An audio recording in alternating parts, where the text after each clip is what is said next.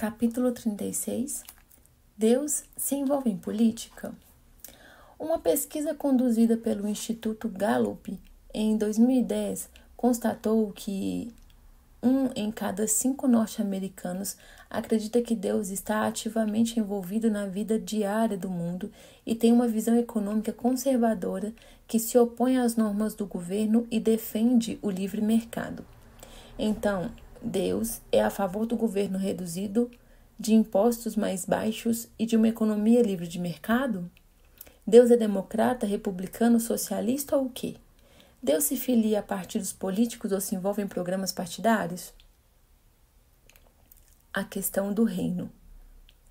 Se alguma vez Deus se envolver em política, isso aconteceu no século I. O povo judeu havia sofrido muitos anos sob o regime de outros governos, em alguns casos tendo sido até mesmo escravizado. Durante séculos eles haviam esperado por um Messias, pelo seu Messias, o Cristo, que tiraria sua nação da tirania e a conduziria para um novo reino de justiça e glória. Quando Jesus entrou em cena, seus discípulos pensaram que havia chegado o tempo em que seu Messias reuniria um exército, derrotaria os opressores romanos e estabeleceria um novo reino de prosperidade e liberdade. Como se sabe, as esperanças por um reino terreno foram frustradas com a morte de seu líder. O que é claro é que os seguidores de Jesus entenderam mal o envolvimento de Deus com a política.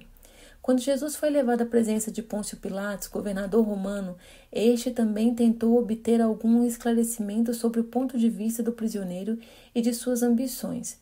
E Pilatos lhe perguntou se ele era o rei dos judeus. Jesus respondeu: "O meu reino não é deste mundo. Se o meu reino fosse desse mundo, os meus servos lutariam para que eu não fosse entregue aos judeus. Entretanto, o meu reino não é daqui." João 18:36. Parece que o Senhor do Universo não considera esse mundo seu reino.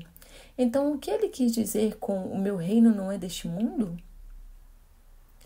Onde está o conflito? O tipo de reino e de política de Jesus não consistia em derrubar o Império Romano. Sua oposição não era ao Império Romano ou mesmo aos líderes judeus. Sua oposição era a Lúcifer, seu arqui-inimigo. Por meio da escolha dos primeiros seres humanos que pecaram e de se rebelar contra Deus, Satanás obteve controle das coisas antes que o reino deste mundo pudesse se tornar o reino de Deus. O discípulo João confirmou: "Sabemos que somos de Deus e que o mundo inteiro jaz no maligno." 1 João 5,19. Existem agora 2 reinos com 2 cosmovisões bastante diferentes. O reino deste mundo, que tem Satanás como seu rei, e o reino do céu, que tem Deus como seu rei. Isso significa que estamos vivenciando atualmente um conflito entre esses 2 reinos. O conflito não é realmente de natureza política, como Pilatos presumiu. A luta nem sequer é cultural. O principal inimigo não é a pessoa ímpia, um regime perverso ou uma ideologia política. Essa guerra é entre Deus e Satanás. A nossa luta não é contra pessoas, mas contra os príncipes deste mundo de trevas, contra os exércitos espirituais da maldade nas regiões celestiais. Efésios 6,12. No que Deus está interessado? Mas isso significa que Deus não está envolvido ou interessado nos assuntos deste mundo? De modo nenhum. Jesus disse que deveríamos dar a César o que é de César, Mateus 22:21. Devemos orar pelos líderes do governo, 1 Timóteo 2:1 e 2, e honrá-los, 1 Pedro 2:13 e 17. Mas o objetivo de Deus não é reformar os reinos deste mundo por meio de um programa político. Seu plano é vencer Satanás, dar o fim ao sofrimento e à morte, recriar os céus e a terra e estabelecer um reino eterno com todos os que nele confiam. Acrescentamos que isso não significa que nós, cristãos, não devamos nos envolver na busca por uma saudável mudança social e econômica em nossas comunidades, cidades, país e nas nações do mundo todo. E há princípios bíblicos que podem ser aplicados a estruturas governamentais e econômicas. Jesus disse que seus seguidores devem ser fundamentalmente sal da terra, luz do mundo, diante dos homens, para que vejam as vossas boas obras e glorifiquem vosso Pai que está no céu. Mateus 5, 13 ao 16. Uma expressão usada com frequência para descrever o coração de Jesus era movido por compaixão. Ao ver o cego, o leproso, o enfermo, o faminto, Jesus foi movido por compaixão. Na essência, a cosmovisão de Jesus representa um foco em cuidar dos outros espiritual, física e econômica, social e relacionalmente, em todos os sentidos. Esse tipo de compaixão para com os outros é uma mensagem radical agora e certamente também foi durante o tempo de Jesus. Deus pode não se alinhar a um partido político, mas sua missão é redimir seus filhos perdidos presos pelo pecado e acabar restaurando toda a criação ao seu projeto original. E como sal e luz, seus seguidores não devem apenas amar a Deus com todo o seu ser, mas ao próximo como a si mesmos. E é evidente, mesmo desde o começo da igreja primitiva, como a mudança social e política resultaram no fato de os seguidores de Cristo propagarem a cosmovisão de Jesus. Os fiéis seguidores de Cristo devem ser os melhores cidadãos desse mundo, embora não façam parte dele. Jesus fez essa distinção quando orou para que seus seguidores estivessem no mundo, mas não fossem do mundo, pois não são do mundo, assim como eu também não sou. João 17,14. Os que vivem uma cosmovisão bíblica, a cosmovisão de Jesus, fazem do reino de Deus a primazia em sua vida e, além disso, se tornam uma poderosa força para o bem neste mundo presente. Capítulo 37. Como podemos conhecer a vontade de Deus em nossa vida? Uma das perguntas mais comuns hoje entre os jovens e adultos diz respeito a conhecer a vontade de Deus. Durante anos, eu, Cian, pensei que a vontade de Deus estava oculta e era tarefa minha tentar descobri-la. Como se eu tivesse de sair da caça de um tesouro. Mas as coisas não são assim. Deus praticamente expôs a sua vontade para que todos vejam. E quando conhecemos as grandes áreas que formam sua vontade, podemos compreender mais facilmente como tomar decisões sábias nos detalhes de nossa vida, tais como comprar um carro, adquirir uma casa, ir à faculdade, encontrar um emprego ideal, casar com a pessoa certa e etc. As Escrituras nos revelam muito da vontade de Deus. Vejamos alguns exemplos. A vontade de Deus é que as pessoas venham a conhecê-lo e a amá-lo. Jesus orou ao Pai dizendo: "E a vida eterna é essa, que conheçam a Ti, o único Deus verdadeiro, e a Jesus Cristo que enviaste." João 17:3. O apóstolo Paulo assegurou que Deus deseja que todos os homens sejam salvos e cheguem ao pleno conhecimento da verdade. 1 Timóteo 2:4. O discípulo Pedro nos disse que Deus não quer que ninguém pereça, mas que todos venham a se arrepender. 2 Pedro 3:9. Assim, a vontade de Deus é que as pessoas confiem em Cristo para alcançar um relacionamento com Deus e receber o dom da vida eterna. A vontade de Deus é que os seus seguidores falem aos outros sobre a salvação em Cristo. Jesus ordenou aos seus seguidores: "Ide, fazei discípulos de todas as nações." Mateus 28:19. E continuou: "E sereis minhas testemunhas." Atos 1:8.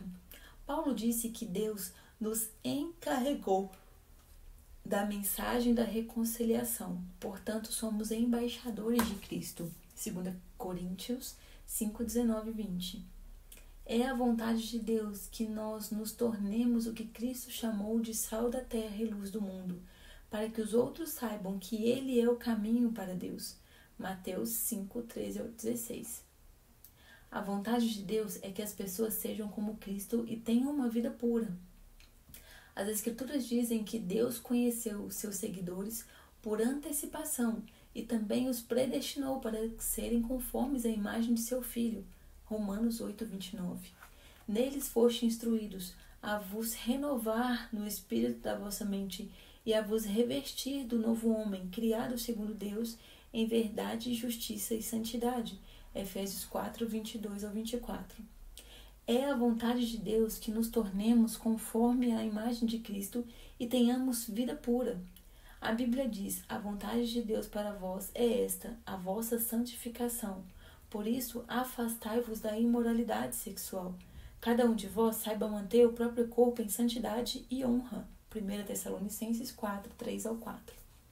A imoralidade sexual é rotina hoje em dia.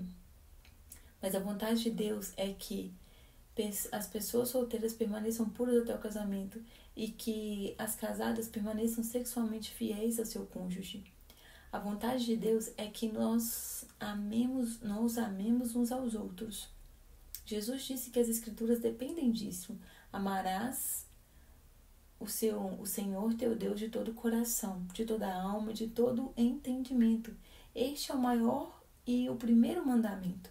E o segundo semelhante a esse é: amarás o teu próximo como a ti mesmo. Mateus 22, 37-39. Pouco antes de ser crucificado, ele declarou aos discípulos: eu vos dou um novo mandamento, que vos ameis uns aos outros, assim como eu vos amei, que também vós amais uns aos outros. Nisso todos saberão que sois meus discípulos, se vós amardes uns aos outros. João 13, 34-35. É a vontade de Deus que o amemos com todo o nosso ser, tornando-o nossa prioridade. E vivamos esse amor amando outras pessoas. E amar os outros inclui coisas como aceitar uns aos outros, Romanos 15, 7. Perdoar uns aos outros, Efésios 4, 32. Ser pacientes uns com os outros, Efésios 4, 2.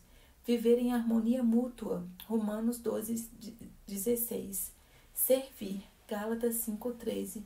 Submeter-se, Efésios 5, 21. Confortar uns aos outros, 2 Coríntios 1, 4. E assim por diante. Essas são algumas áreas importantes nas quais as Escrituras revelam qual é a vontade de Deus.